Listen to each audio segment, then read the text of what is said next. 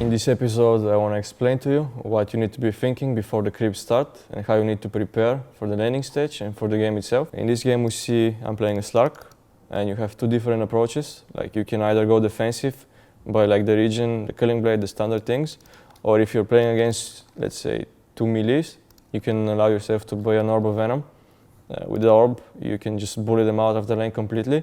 They're not going to be able to even get in the range of getting XP, basically. Another thing you should be doing is you need to look at like their lanes. Can they go aggro? You need to scout the lanes, because if they go aggro, there is a good reason that you don't want to be there and you want to go to the other side of the map. Now I'm going to cut a few trees, so it helps out my guy to pull. It's like you just need to be like constantly doing something, not just waiting for the creeps to start. There is another one to make this guy's life easier. Now we're going to check if they're walking around, just to see if they're going to go aggro or not really, because we don't want to play against aggro lane. Now we're checking what's happening.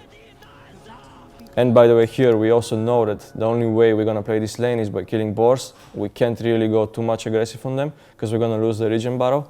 That's also another thing you need to be constantly like thinking about. And then again, you need to realize what items you're going to be buying throughout the laning stage. So let's say boots first item is not really good unless you're chasing kills. So you want to go for stats. You want to buy, let's say, band or a bracer or a magic wand, anything that's going to make you survive the lane. Not really these boots, unless, like I said, you're chasing kills. Then you need to see, like, after the lane starts a little bit, you need to decide, are you going to be buying a phase boots or a power threads? So the difference between these two is, with power threads, you're going to be going to jungle early on. That's the meta right now. Like, you want to be farming jungle, pushing the lane, so power threads is a good choice. It also makes you a little bit tankier. But if you're stomping the lane and if you're like getting an advantage from the lane, let's say you bought Orb of Venom and you're harassing them out, phase boots could be really nice, because phase boots allows you to fight more and to just chase kills constantly. So the difference between like losing and winning the lane is that the moment you start winning the lane, you want to stay on the lane as much as you can. You want to extend the laning stage almost, because you don't want to allow the offlaner to get anything, and you want to pressure the tower. You want to create like as much pressure as you can. You want to make them feel forced to be there. The difference, the other side of losing the lane is that you need to know when can you go jungle, or let's say you're playing a hero that doesn't jungle so well. You need to think of how to rotate to the other side of the map and maybe push a tier 1, or if you're playing a void, how to use the moment you get a chrono, how to set up a Q, and so on and so on. It's important to see these things or to know these things before the game starts even. So, because let's say you start losing the lane, you don't want to be thinking in the game like what's my next move. You want to have it already in your mind. You want to be prepared for the move. So when it comes, when the right time comes, you don't waste time. You just go for it without hesitating. This is really important. And the opposite side as well. Like, if you start winning, you know that you shouldn't leave the lane. Instead of just like you're winning the lane, you go to jungle and all the pressure is just gone. Another thing that's really important to know is when it comes to ancients as well. Let's say when it comes to drafting, you want to see, can you go to ancients early on, or like, are you going to be fighting? Can you come online? Is your pick greedy enough, or is it not?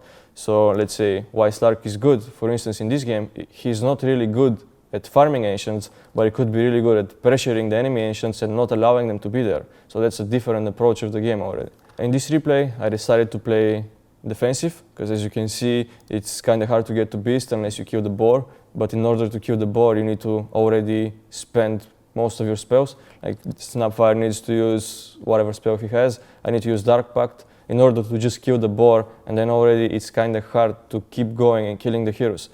But if you kill the boars, it means you can just last hit safely, and this is the more defensive approach. You don't want to kill heroes, you want to just get to level 5, go jungle. This is something I'm thinking about even before the game starts, even when I'm deciding to get my hero.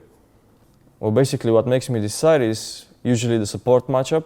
Like, if my 5 is strong enough to fight the enemy 4, or if my 5 can help me zone the offlaner, those are things you need to look at. Because, for instance, if the enemy 4 can bully your position 5, it's sort of hard to be aggressive automatically. You need to take a defensive approach.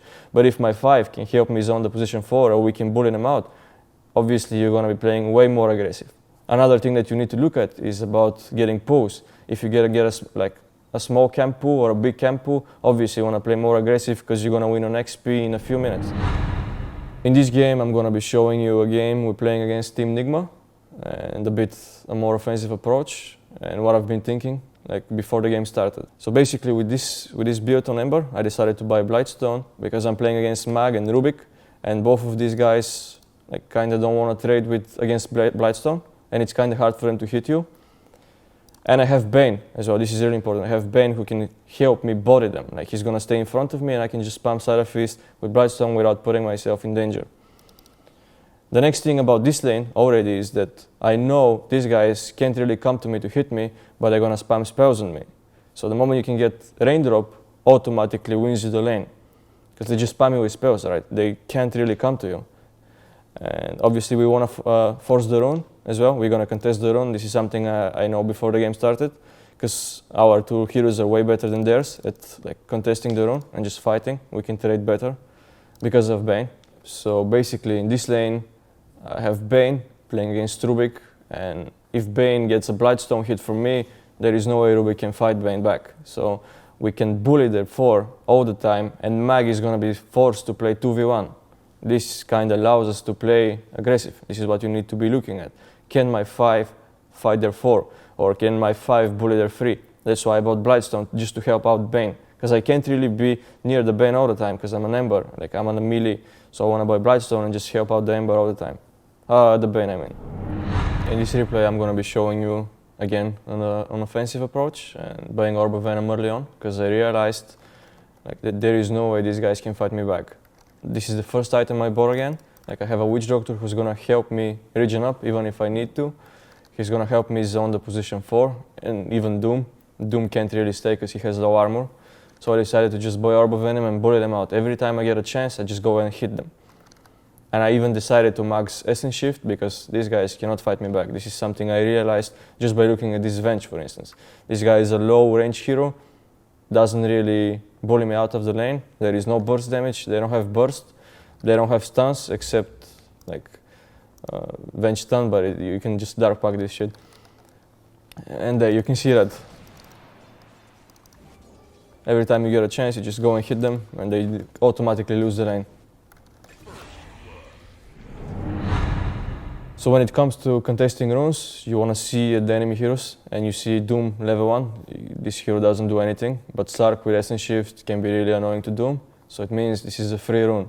But for example, if I'm playing Morphling and I have Essence Shift level 1, I mean the Shift level 1, you don't really do anything and you don't want to put yourself in danger, because if they go on you, you're going to have to waste a salve just by staying near the rune.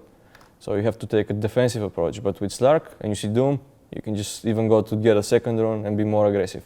So the most important thing before the game starts and before the creeps even start to remember is that you can use all these small things to your advantage. Like for instance, do you want to buy Orb of Venom? Do you want to buy Blightstone? Or do you have to take a defensive approach and buy more regen? Because all of these things are going to make your life way easier when the lane starts. Because this is how you push your advantage, basically. Another thing to remember is that when you look at the supports, like this is an important thing to look at first. You need to look at the support matchups. This is how you basically decide how you're gonna play. You need to look at, can your 5 fight their 4? Like I repeat myself, but this is really important to remember. You need to look at like the hero matchups, not the carry matchups, not the, like you shouldn't look at can you fight the offlane, but the support matchup. Because if you can zone the 4, it automatically makes the lane super easy and you can take any approach you want, basically. Another example is when you play against Beastmaster, you don't want to focus on hitting creeps, you want to focus on killing the boar, then your last hitting becomes way easier. Or when you play against Doom, if you block his big camp, his life is going to be way sadder than if you don't block the camp. Like those are a bit more specific situations, but you still need to see them before the game starts and you need to keep them in mind. Another way to look at things is if the enemies know that the only way of them winning the lane is getting this big camp, it means that you need to fight for it. It means as a carry, sometimes you need to miss a few last hits to fight the big camp, because this is going to help you lane way more than just getting 2 last hits and like not blocking the big camp, because after a minute or 2, the lane is going to snowball in their favor.